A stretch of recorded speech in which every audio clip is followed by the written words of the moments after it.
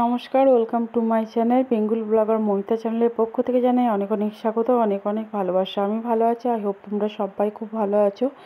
তো একটা সরস্বতী পুজোর একটা স্পেশাল থালি বলো বা মিষ্টি দোকানের যে ছোলার ডাল দেওয়া হয় সেটাই আপনাদের সঙ্গে শেয়ার করব। আশা করছি ভিডিওটা ভালো লাগবে। তো চলো দেখতে থাকো ভিডিওটা।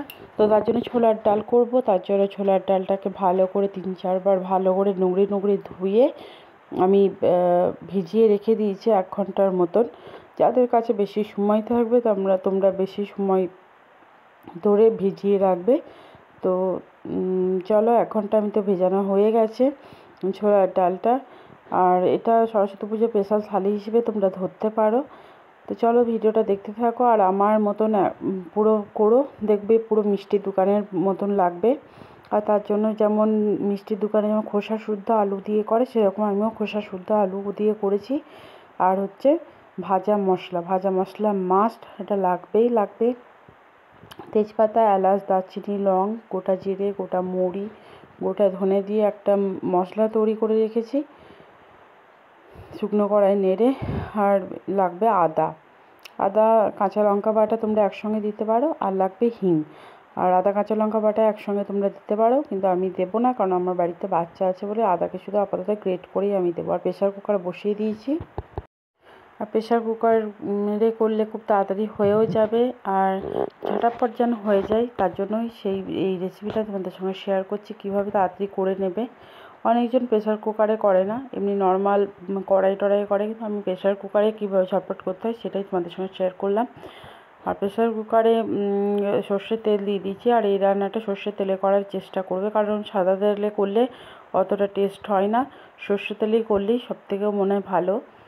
আর এর সঙ্গে তোমরা ঘি অ্যাড করতে পারো, কিন্তু আমি এক্ষেত্রে তেল আর ঘি একসঙ্গে দিইনি, কারণ আমরা খেলে কোনো অসুবিধা ছিল না, কিন্তু মেয়েটা খাবে তার জন্য হজম করতে পারবে না। তেল ঘি দিলে কিন্তু টেস্টটা কিন্তু আরও বেশি ভালো হবে। তো সর্ষের তেলের সঙ্গে তোমরা একটু ঘি অ্যাড করে দেবে, দেখবে টেস্টটা আরও একটু বেশি বেড়ে যাবে। আর ওই টাইমে আমি মনে হয় কিছু খুঁজে পাচ্ছিলাম না, তার জন্য আমি কড়াইটা প্রেসার কুকারটা বসিয়ে দিয়ে চলে গেছি। তোমরা কেউ কিছু মনে করো না, কারণ বুঝতে পারিনি। আর চলো পুরো ভিডিওটা দেখতে থাকো। তো তেলটা আমার ভালোভাবে গরম হয়ে গেছে। তো সর্ষের তেলটা ভালো করে আমি গরম করে নিয়েছি, তার মধ্যে শুকনো লঙ্কা ফোড়ন দিয়েছি, তারপরে দিচ্ছি দুটো এলাচ দিয়েছি। আর এলাচটা ফাটিয়ে দেবে। আর দেবে তেজপাতা, গোটা লং আর দারচিনি, এটা ফোড়নে দেবে। ফোড়নে গন্ধ অবধি আমরা অপেক্ষা করব। তো তারপরে দিয়ে দেবো আমি গোটা জিরে, কারণ গোটা জিরের গন্ধটা কিন্তু একটা ফ্লেভারটা কিন্তু খুব সুন্দরভাবে আসে। তো সব কিছু দিয়ে আমরা ওয়েট করব। তো দেখো ফোড়নটা কিন্তু আমার খুব সুন্দরভাবে মিশে গেছে। তো চলো এর মধ্যে আমি দিয়ে দেবো হিং, কারণ হিংটা দিলে কি, আমি এক্ষেত্রে কোনো রকম পেঁয়াজ রসুন ইউজ করছি না। আর হিংটা দিলে তার একটা ফ্লেভারটা একটা আলাদা রকম দেয়। কোনো নিরামিষ তরকারিতে বলো আঁশে তরকারিতে বলো, হিং দিলে কিন্তু তার ফ্লেভারটা মানে আলাদাই লাগে। তো চলো, আর হিংটা ভালোভাবে স্মেল হয়ে গন্ধটা উঠে গেছে। আর এরপরে দিয়ে দেবো খোসা শুদ্ধ আলু। তা আলুগুলোকে আমি ভালো করে ফ্রাই করে নেব, কারণ নতুন আলু রান্না করতে গেলে কিন্তু আলুটা না ভাজলে টেস্টটা সেরকমভাবে আসে না। তো তার জন্য আমি আলুগুলোকে ভালো করে ফ্রাই করে নেব, যতক্ষণ লাল দাগ মানে কি একটু আলুর কালারটা চেঞ্জ হওয়া অবধি আমরা অপেক্ষা করব।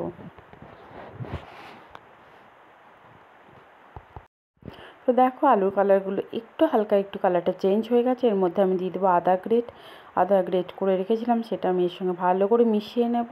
আর তোমাদেরকে আমি প্রথমেই বললাম আদা কাঁচা লঙ্কা বাটা দিতে পারো, কিন্তু আমি সেক্ষেত্রে এখন দিতে পারছি না, মেয়ে আছে বলে, বাচ্চা মেয়ে, ও তো ঝাল খেতে পারবে না, তার জন্য আমি দিতে পারছি না, শুধু আদাকে গ্রেট করেই দিয়ে দিয়েছি। তো এর মধ্যে আমি দিয়ে দিয়েছি জিরে গুঁড়ো, ধনে গুঁড়ো, হলুদ গুঁড়ো আর গরম মশলা একসঙ্গে জল দিয়ে মিশিয়ে আমি রেখে দিয়েছিলাম, কারণ এভাবে মিশিয়ে রান্না করলে কিন্তু তার টেস্টটা ভালো আসবে। তো এরপরে আমি এই মিশ্রণটাকে আমি ভালো করে এই আলুটার মধ্যে আমি দিয়ে দেবো, তারপরে ভালো করে কষিয়ে নেব, কারণ রান্নাতে যত কষাবে তত কিন্তু রান্নার টেস্টটাও ভালো হবে।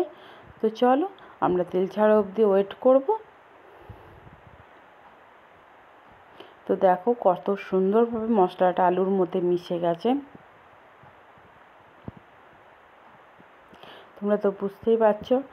আর তোমরা আমার ভিডিওটা একটু মানিয়ে গুছিয়ে দেখে নিও, আমি একটা ভালো এডিট করতে পারি না। তো দেখো আমার কিন্তু খুব সুন্দরভাবে মশলাটা কষানো হয়ে গেছে। তারপরে আমি একটু জল দিয়েছি, আর এইদিকে ছোলার ডালটা আমি সিদ্ধ করার জন্য গরম জল বসিয়ে দিয়েছি, কারণ গরম জলে রান্না করলে তার টেস্টটা কিন্তু খুব সুন্দরভাবে আসে। আর এরপরে আমি মশলাটা মশলার উপরে আমি কিন্তু এবার ছোলার ডালগুলোকে দিয়ে দেবো। দেন ভালো করে ছোলার ডালগুলোকে আমি ভালো করে দিয়ে দিই, তারপরে আমি মশলার সঙ্গে মেশাবো। তো চলুন ভালো করে আমি ছোলার ডাল পুরোটা দিয়ে দিই, কারণ আমি এক হাতে মোবাইল নিয়ে ভিডিও করি, তার জন্য খুব অসুবিধা হয়। আর ভয়েস দিতে আমার একদম ভালো লাগে না, আমার মনে হয় যে নর্মাল ভয়েসটা দিলেই কিন্তু বেশি ভালো লাগে। তো আমার ছোলার ডাল পুরোটা আমি দিয়ে দিয়েছি। তারপরে দেখো মশলার মধ্যে ভালো করে মেশাচ্ছি আমি। তো আমি ব্যাপারটা হচ্ছে আমি যতটুকুই এই জার্নিতে এগোতে পেরেছি, তো পুরোটা তোমরা যদি সাপোর্ট না করতাম এগোতে পারতাম না। প্লিজ তোমরা একটু ভালোবাসা দিও, তোমরা যদি না ভালোবাসা দাও আমরা কিন্তু কোনো রকম এগোতে পারবো না। আর নতুন বন্ধু যদি কেউ এই ভিডিওটা দেখে থাকো, প্লিজ আমার পাশে থেকো। তোমরা যদি পাশে না থাকো আমরা কিন্তু এগোতে পারবো না, একদম না। এবং মেশানো কমপ্লিট। তো দেন আমি এরপরে আমি জল দিয়ে দেবো। আর তোমরা সবসময় বলবো যে এটা কোনো কিছু সব কিছু রান্নাতে গরম জল দেওয়ার চেষ্টা করবে, কারণ গরম জল দিলে কিন্তু তার টেস্ট হবে আলাদা। তো চলো গরম জলটা আমি দিয়ে দিই এর মধ্যে। আর তো বলেই দিয়েছি 1:3 অনুপাত করে কিন্তু রান্নাটা হবে, কারণ বেশি টেক্সচারটা বেশি জল হয়ে গেলে কিন্তু খেতে একদমই ভালো লাগবে না। তো আমি প্রেসার কুকার দিয়ে দিয়েছি। এবার সিটি অবধি আমরা ওয়েট করব, সিটি পড়া অবধি ওয়েট করব। তো দেখো সিটি পড়ছে, আমি ভয়েসটা দিতে পারছি না, আমি এইদিকে এমনি আলাদা করে ভয়েস দিতে হচ্ছে আমাকে, কারণ সে সময় মেয়েটা কাঁদছিল। তো আমি এই ক্ষেত্রে তিনটে চারটের মতন আমি সিটি দিয়েছি, কারণ আমি তো বেশিক্ষণ ভিজিয়ে রাখতে পারিনি, তার জন্য আমার 3-4টে সিটি লাগবে। তো 3-4টে সিটি দিয়ে তারপরে আমি বন্ধ করে দিয়েছিলাম। তো চলো দেখতে থাকো পুরো ভিডিওটা। আর যারা লাইক দাওনি প্লিজ একটা লাইক দিয়ে ভিডিওটা দেখে দাও, কারণ তোমাদের একটা লাইক আমাদের কাছে অনেক মূল্যবান, কারণ লাইক না দিলে কিন্তু এই ভিডিওটা কোনো জায়গায় পৌঁছাতে পারবে না। আর তার সঙ্গে লাগবে ছোলার ডালের সঙ্গে লাগবে লুচি। এটা তোমরা সরস্বতী পুজোর একটা স্পেশাল থালি হিসেবেও ধরতে পারো, বা দুর্গা পুজোর স্পেশাল থালি হিসেবেও ধরতে পারো। মানে লুচির সঙ্গে ছোলার ডাল না হলে ভালো লাগে বলো? তো আমার বাড়িতে তোমরা চলে আসো, লুচি ছোলার ডাল তোমাদেরকে খাইয়ে দেবো। তো চলো আমি এবার গ্যাসের ফ্লেমটা বন্ধ করে দিয়েছি। তো আমার দেখো ছোলার ডালটা কেমন সেদ্ধ হয়েছে সেটাই তোমাদের সঙ্গে শেয়ার করব। এখন একটু জল লাগছে, তারপরে কিন্তু আমাকে একটু কারণ ফোটাতে হবে, কারণ আমাকে এর মধ্যে অনেক কিছু একটু অ্যাড করতে হবে, তো সেই জন্য। তো চলো। তো দেখো আমার ছোলার ডালের টেক্সচারটা কীরকম আমার সেদ্ধ হয়েছে সেটাই তোমাদের সঙ্গে দেখালাম। দেখো গোটা হয়ে আছে এইরকমভাবে, কিন্তু এদিকে সেদ্ধ আর গোটা থাকবে, সেটাই কিন্তু খেতে বেশি ভালো লাগবে। আর ফাইনালি আমি এর সঙ্গে মিশিয়েছি যে ভাজা মশলা সেইটা, আর দিচ্ছি লঙ্কা গুঁড়ো, কারণ একটু ঝাল না হলে ভালো লাগবে না। ওই যে ঝোল যেটা দেখেছিলে তোমরা, তো সেটা আমি মেয়ের জন্য আগে তুলে রেখেছিলাম, কারণ ও তো ঝাল খেতে পারবে না। তো তার মধ্যে দেখো লঙ্কা গুঁড়ো দিয়েছি, আর দেবো ভাজা মশলা। আর তোমাদের সঙ্গে বলে দিচ্ছি, আর তোমাদের মানে যে মিষ্টি রসগোল্লা যেটা হয়, সেই রসটা কিন্তু মিষ্টির দোকানে ব্যবহার করে। তো তার জন্য বলবো যে সেটা 3-4 চামচ দিয়ে দেবে, তাহলে কিন্তু একেবারে মিষ্টি দোকানের মতন লাগবে। আর যাদের থাকবে না তারা সেক্ষেত্রে চিনি ব্যবহার করবে। হ্যাঁ, তফাৎ একটু কিন্তু লাগবে। আর এই দেখো ভাজা মশলা দিচ্ছি, সেটা তোমাদের সঙ্গে শেয়ার করলাম।